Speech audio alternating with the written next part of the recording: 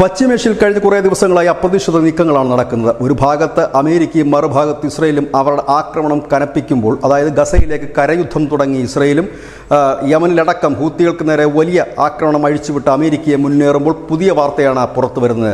അതായത് ഇറാൻ അവരുടെ സൈനിക കമാൻഡർമാരോട് മിഡിൽ ഈസ്റ്റ് വിട്ടുപോകാനായി ആവശ്യപ്പെട്ടിരിക്കുന്നു. ഇത് ഹൂത്തികൾക്ക് വലിയൊരു തിരിച്ചടിയായി മാറിയിരിക്കുന്നു. ഇതിൽ തൊട്ടു പിന്നാലെ അമേരിക്ക B-2 ആണവ ബോംബറുകൾ ഉപയോഗിച്ചുള്ള ആക്രമണവും ശക്തിപ്പെടുത്തിയിട്ടുണ്ട്.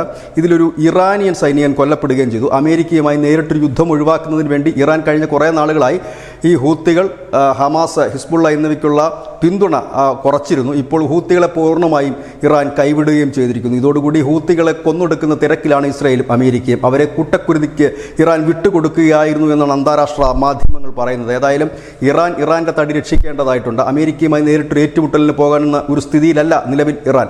അതുകൊണ്ട് തന്നെ ഇനി ഹമാസിനെയും ഹിസ്ബുള്ളയും ഹൂത്തികളെയും ഒക്കെ പിന്തുണച്ച് അമേരിക്കയുടെ കോപം വരുത്തി വെക്കണ്ട എന്നും വലിയ ആക്രമണത്തിന് ഇരയാകേണ്ടി വരരുത് എന്നും ഇറാനിയ സൈനിക ഉദ്യോഗസ്ഥർ ഇറാനിന് നൽകിയ റിപ്പോർട്ടിൻ്റെ അടിസ്ഥാനത്തിലാണ് ഇപ്പോൾ ഈ നീക്കമെന്നാണ് അറിയുന്നത്. ഏതായാലും അത്തരത്തിലൊരു നീക്കം ശ്ലാഘനീയമാണ്. അങ്ങനെയെങ്കിലും ഒരു സമാധാനം പുലരുകയാണെങ്കിൽ അത് നല്ലതുമാണ്. News India Malayalam.